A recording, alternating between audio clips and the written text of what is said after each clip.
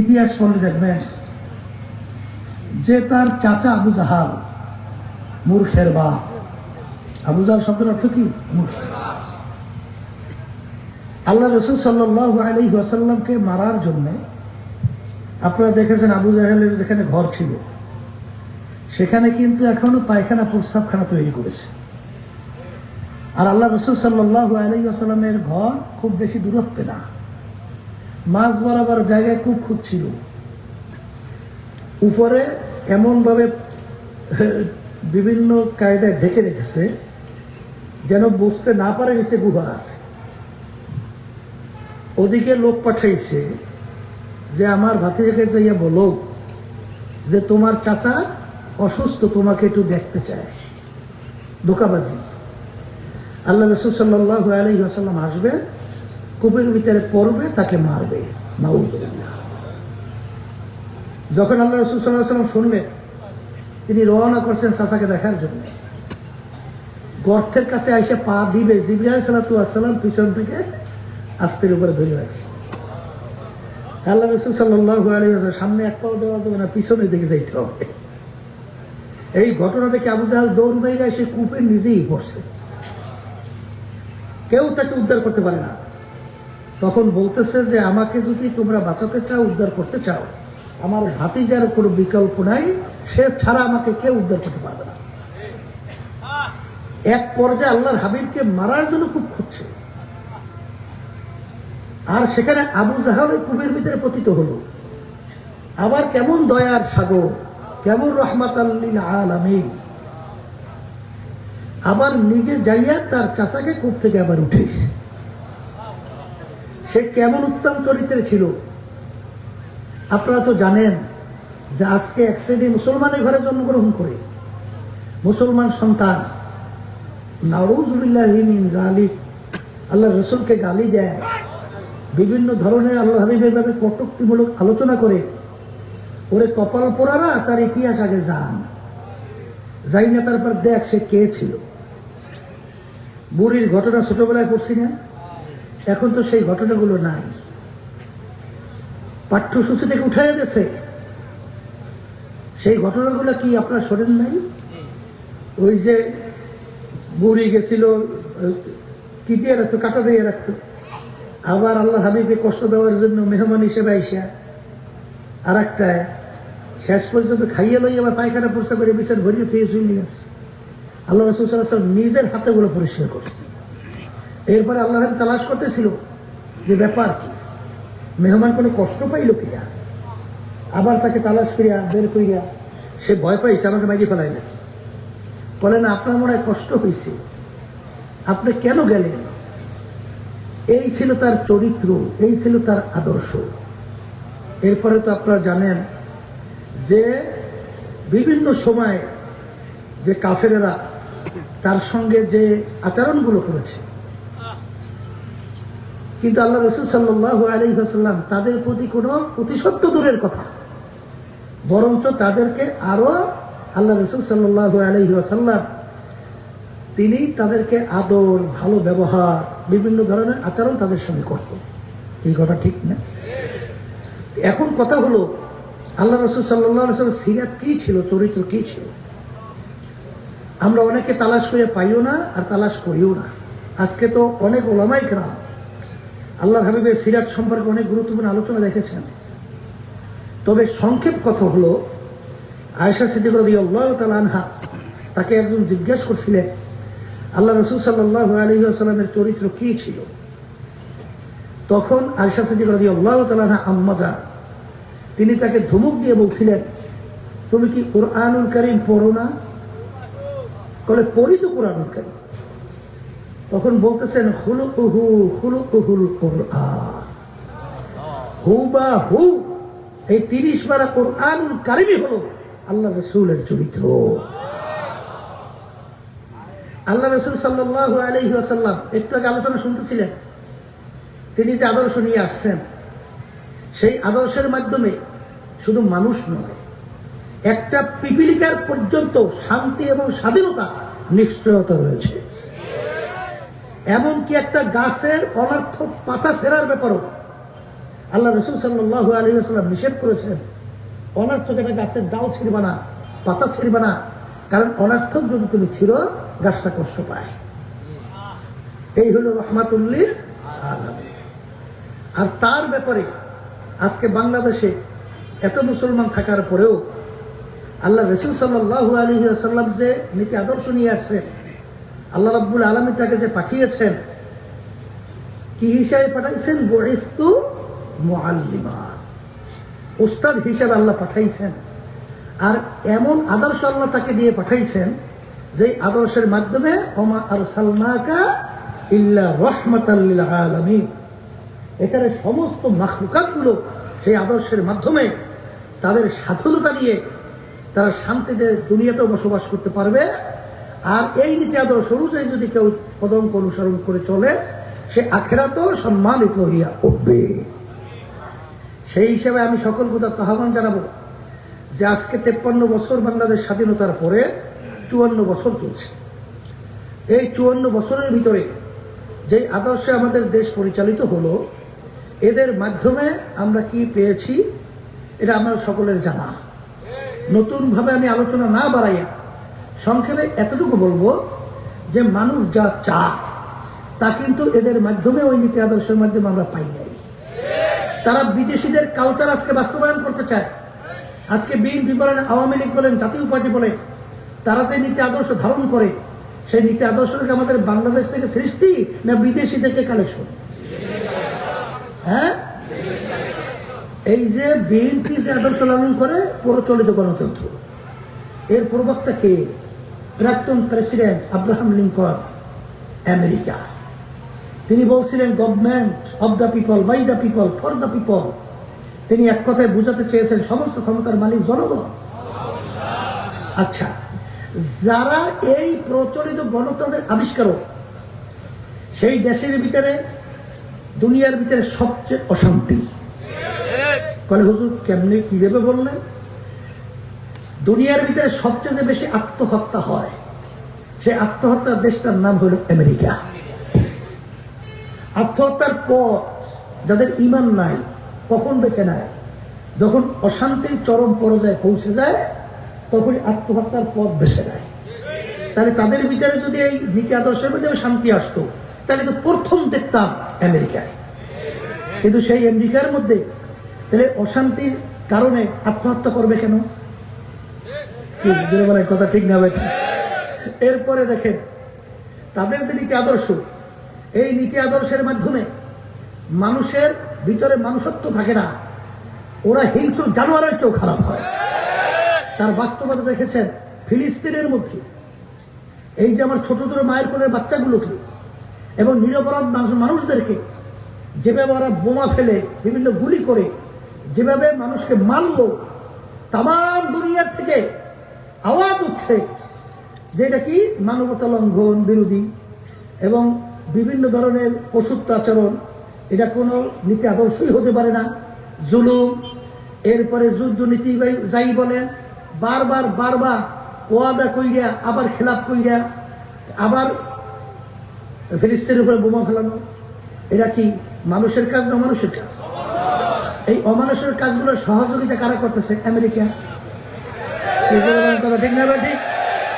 এখন সেই কালচার তুমি যদি আমাদের দেশে বাস্তবায়ন করতে চাও, এরপরে তুমি দেখবা যারা এই মানব রচিত তন্ত্রমন্ত্রের মাধ্যমে দেশ পরিচালনা করে, ওই নীতি আদর্শের মাধ্যমে দুনিয়াতে অশান্তি, আখেরাতে অশান্তি। যদি দুনিয়াতে শান্তি চান, আখেরাতে মুক্তি চান, ইতিহাস করে দেখবেন যে যেই দেশের ভিতরে যখন ইসলামী নীতি আদর্শ বাস্তবায়ন ছিল, তখন কিন্তু বিজাতিরা পর্যন্ত তাদের দেশ ছেড়ে ইসলামী রাষ্ট্রে এসে বসবাস করেছে। কি আমি বলছি না, বাস্তবতা ইতিহাস।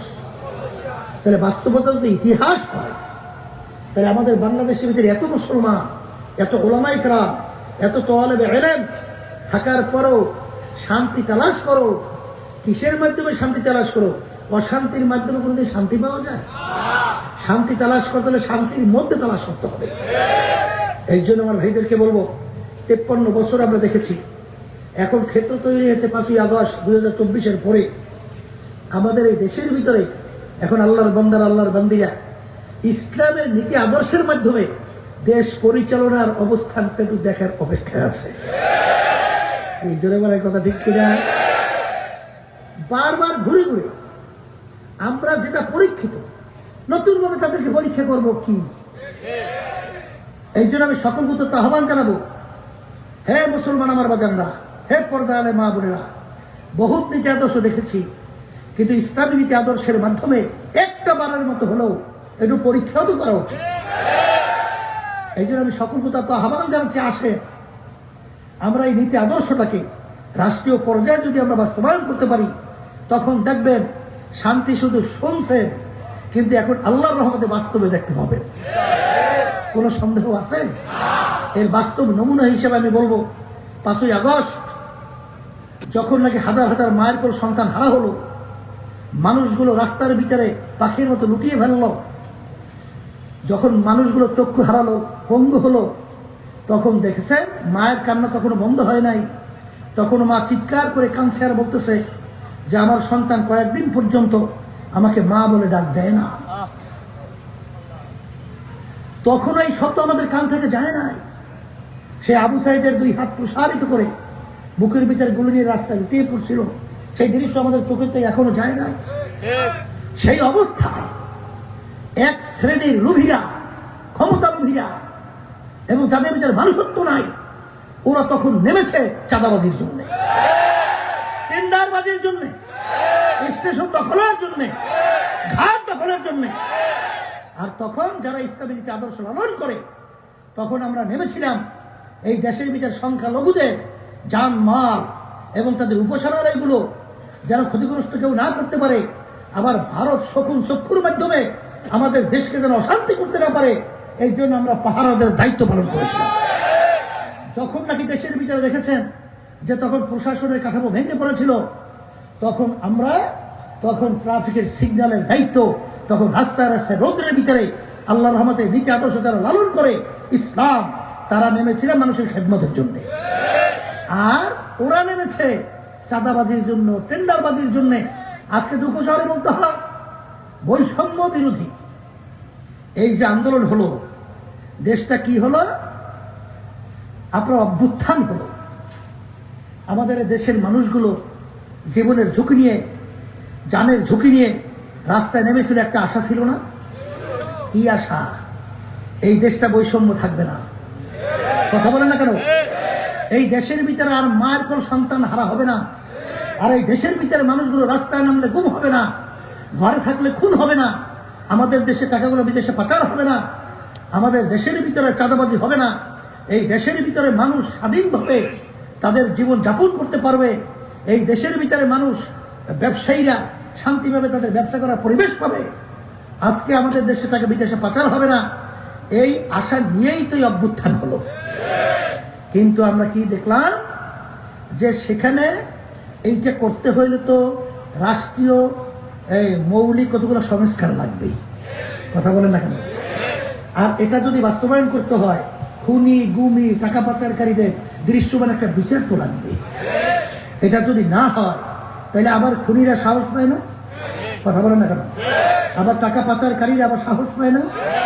এই জন্য এদের শাস্তির জন্য আমাদের সবাই অধীর আগ্রহে আমরা কি অপেক্ষা করছিলাম কি করি নাই? কিন্তু আজকে দুঃখ সহকারে বলতে হয় যে আমরা দৃশ্যমান সেই বিচারও দেখি নাই, আমরা মৌলিক সংস্কারও দেখি নাই, কিন্তু এর ভিতরে আবার সেই গতানুগতিক সেই 53 বছর যে ধারার নির্বাচন, যেই নির্বাচনের মাধ্যমে আমাদের এই দেশের রাতে ভোট, দিনের ভোট রাস্তায় বাক্সে ঢুকে রাখছে। এখানে সাধারণ মানুষ এই 15.5 বছর 18 বছর ভোট দিতে পারে নাই। সেখানে কালো টাকার দৌরত্ব, সেখানে পেশি শক্তির ব্যবহারের মাধ্যমে মানুষ তাদের মতামত প্রকাশ করার সুযোগ পায় নাই। কিন্তু আবারও সেই গতানুগতিক দিকে আবার কিন্তু নির্বাচন পদ্ধতি চলছে। বলেন কথা ঠিক কিনা? আল্লাহ ভালো জানে, তবে কি হয় আমি জানি না। তবে আমার মন বলছে আল্লাহ ভালো জানে, কারণ এই যে আমাদের দেশের যে ফ্যাসিস্ট ছিল আওয়ামী লীগ, প্রধানমন্ত্রী হাসিনা, সে কিন্তু বলছিল যে হাসিনা পালায় না, কি মনে আছে তো? কিন্তু আল্লাহর কুদরত, ভাত পাক কইরাও খাইয়া যাইতে পারে না। পালায় না, কিন্তু খেয়েও যেতে পারে না। আল্লাহ রাব্বুল আলামিন এই যে অভ্যুত্থান ঘটালো, এই অভ্যুত্থানের পরে আবার আরেক জালেম, আরেক ফ্যাসিস্ট, আরেক সাদাবাজ, আরেক টেন্ডারবাজ, আরেক জায়গা দখলকারী, এই স্টেশন দখলকারী, ঘাট দখলকারী, এই আবার জালেম আমাদের উপর আল্লাহ চাপাইয়ে দেবেন, আমার মন বলছে না। তবে একটা কথা আছে, কথা হলো আল্লাহ তো করবে, কিন্তু ওই কথা তো মনে রাখা লাগবে, জহরাল ফাসাদু ফিল বাররি ওয়াল বাহরি বিমা কাসাবাত আইদিন নাস। পানিও ভাগে, স্থলও ভাগে, যত বিপদ মুসিবত, যত কিছু আপদ, আল্লাহ বলতেছে তোমাদের হাতের কামাই। আমাদের দায়িত্ব কর্তব্য হলো গন্তব্যের দিকে রওনা করা। কথা বলেন, এর দিকে রওনা, কিন্তু গন্তব্যের দিকে রওনা সাধ্য অনুযায়ী চেষ্টা। কারণ আল্লাহ বলছেন ওয়াজাহিদু ফিল্লাহি হাক্কা জিহাদি, তোমরা জিহাদ করো, করার মতো করো। এই করলাম কি করলাম না, ধরলাম কি ধরলাম না, সারলাম কি সারলাম না, এতে কিন্তু লক্ষ্যে পৌঁছা যায় না। করার মতো যদি করা যায়, ওইভাবে যদি আল্লাহর উপরে তাওয়াক্কুল করে পরামর্শ করে যদি আমরা চেষ্টার মতো চেষ্টা করতে পারি, তাহলে আমার মন বলছে আল্লাহর ফজল ও করমে আজকে যখন নাকি দেশ প্রেমিক, মানবতা প্রেমিক, ইসলাম প্রেমিক, আমার নবীর প্রেমিক, আমার আল্লাহর প্রেমিক, যখন আমরা এই বৈষম্য অন্যায় দূর করার জন্য নামার মতো নামতে পারবো, আল্লাহ রাব্বুল আলামিন বলেন যে ওয়াল্লাযীনা জাহাদু ফীনা লানাহদিয়ান্নাহুম সুবুলানা ওয়া ইন্নাল্লাহা লামাআল মুহসিনিন। তোমরা যদি নামার মতো নামতে পারো, যদি তোমাদের চরিত্র মুমিনের চরিত্র অর্জন করতে পারো, আল্লাহ রাব্বুল আলামিন বলেন তোমাদের গন্তব্যে পৌঁছার জন্য আমি একটা দুইটা না বহুত রাস্তা আমি খুলে দেব। কিভাবে করলে আমাদের জেহেনে ধরবেও না? আপনারা জানেন, আল্লাহু আকবার, আল্লাহু আকবার। মাইকটা আবার লড়াই লোকা কি হইল? ইউসুফ নবী সালাতু ওয়াস সালাম, তাকে বিবি জুলাইখা 7টা দরজার ভিতরে তালা মাইরা রেখেছিল। দরজাও 7, তালাও মারল 7। এখন জুলাইখা বলতেছেন ইউসুফ আমার কথা মানা লাগবে। ইউসুফ আলাইহিস সালাতু ওয়াস সালাম চিন্তাও করে নাই 7টা দরজার ভিতরে তালা মারা কিভাবে বের হব। চিন্তা না কইরা আল্লাহর উপরে তাওয়াক্কুল কইরা তিনি যখন দৌড় মারলেন, দৌড় মারার সঙ্গে সঙ্গে 7টা দরজার ভিতরে তালা আল্লাহ রাব্বুল আলামিন কুদরতি ভাবে টাসটা সরিয়া খুইলা দিল। নবী বের হইয়া চইলা গেছে। ফিরাউন মুসা আলাইহিস সালাম সহ তার দলকে তারায় সামনে নীল নদী, মালিক কিভাবে পার হব? মুসা তোমার হাতের মধ্যে কি? মালিক লাঠি, লাঠি দিয়া পানির ভিতরে বাড়ি মারো। বাড়ির সঙ্গে সঙ্গে বহুত রাস্তা নদীর ভিতরে মালিক করে দিল। মুসা আলাইহিস সালাম তার দলবল সহ তিনি পার হইয়া চইলা গেল। হে আল্লাহর বান্দারা, পর্দা মা বোনেরা, আমার মালিক বিজয়ের জন্য বলেন ওয়ালা তাহিনু ওয়ালা তাহজানু ওয়া আনতুমুল আলাউনা ইন কুনতুম মুমিনিন। তোমাদের ভয় চিন্তা নাই, তোমরাই বিজয় হবে, কিন্তু শর্ত হলো মুমিনের চরিত্র অর্জন করতে হবে।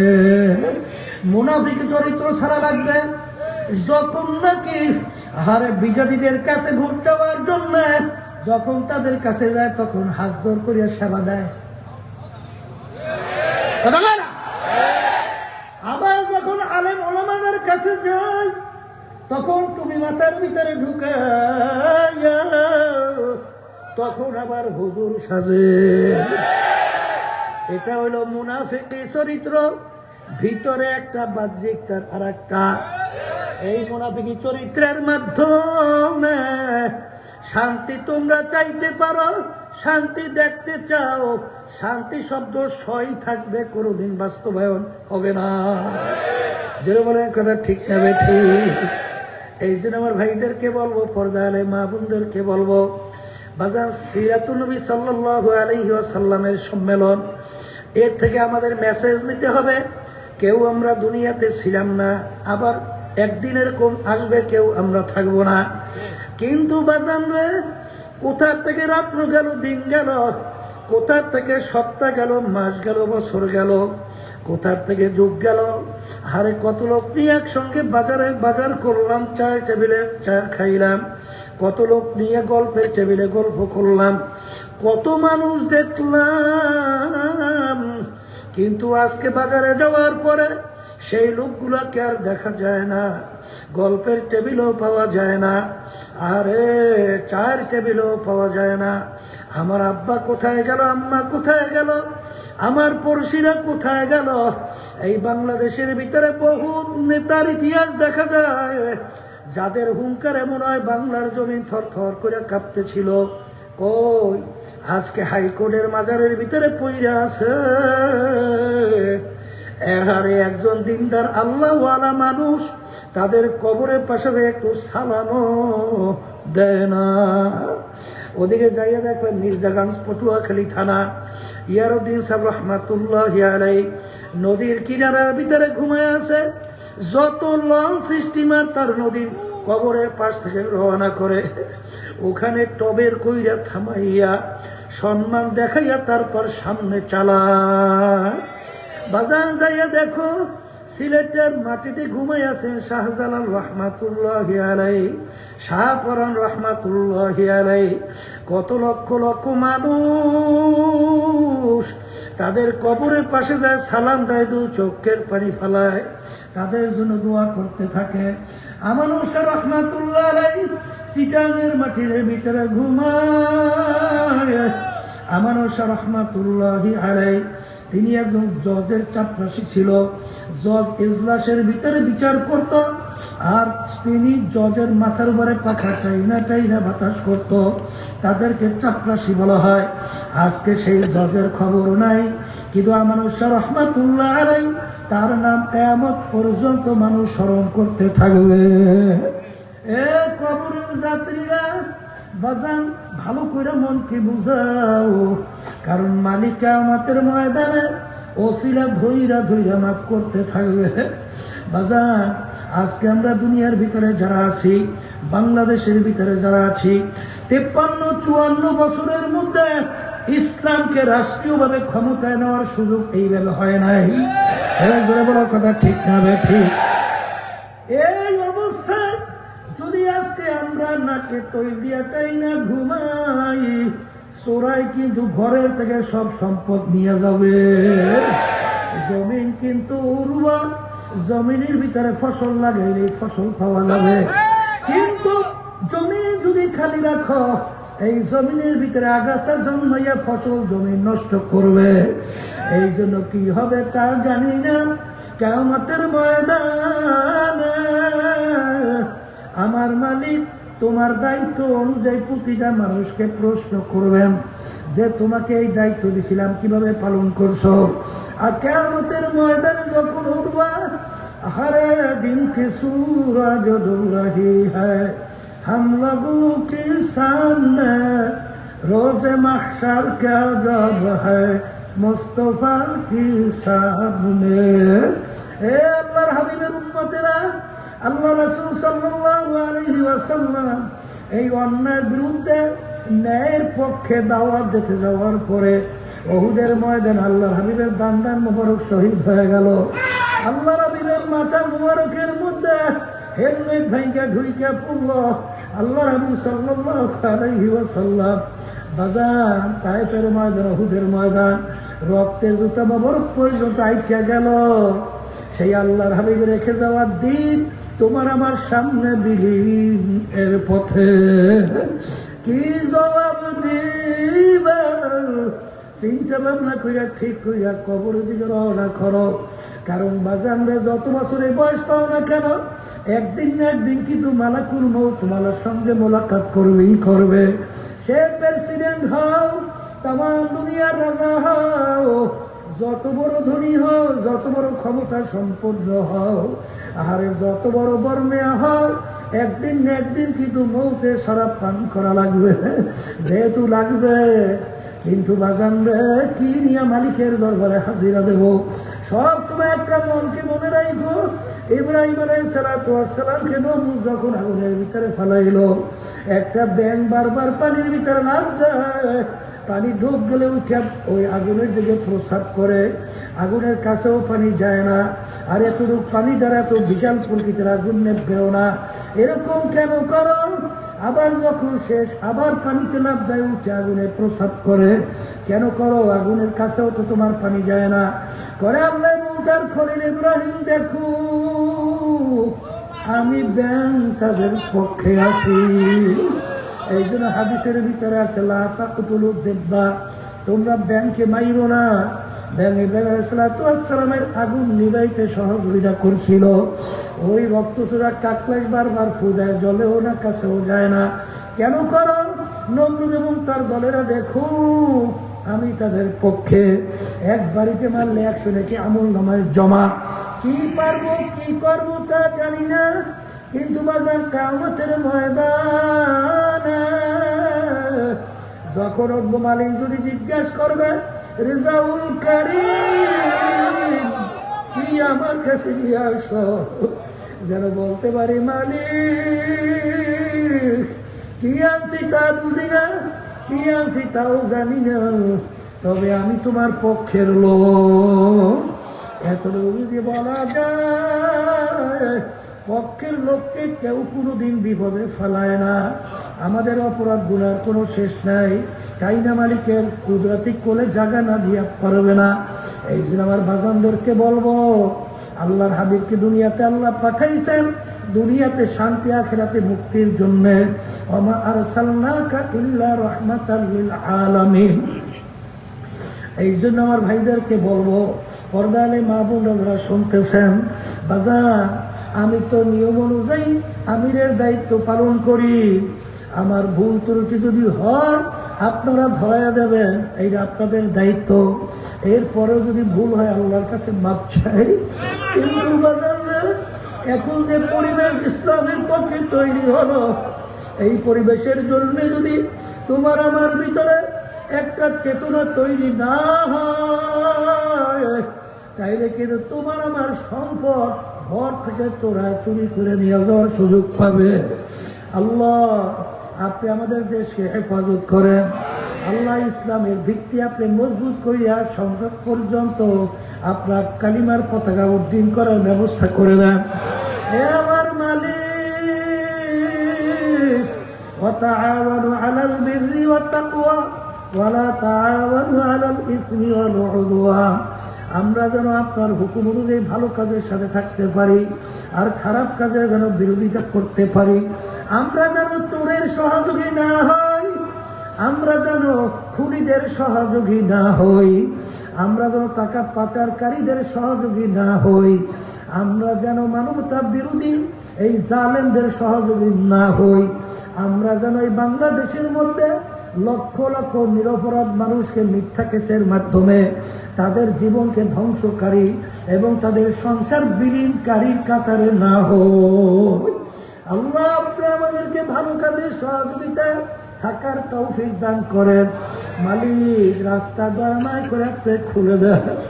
মালিক আমাদের সিদ্ধান্তের মধ্যে যদি কোনো আল্লাহ ভুল হয়, দয়াময় করে আপনি ভুল ধরনের পরিবেশ ব্যবস্থা করে দিয়ে আল্লাহর সিদ্ধান্ত নেওয়ার ব্যাপারে যেইটা ইসলামের জন্য আপনি রাজি খুশি হবেন, দেশের কল্যাণ হবে, মানুষের কল্যাণ হবে, এরকম সিদ্ধান্ত নেওয়ার তৌফিক আপনি দান করেন। আল্লাহুম্মা আমিন। এ পর্দালে মা বোনেরা হাত উঠাও, দুই চোখের পানি ফেলাও। আরে মালিকের দরবারে আল্লাহ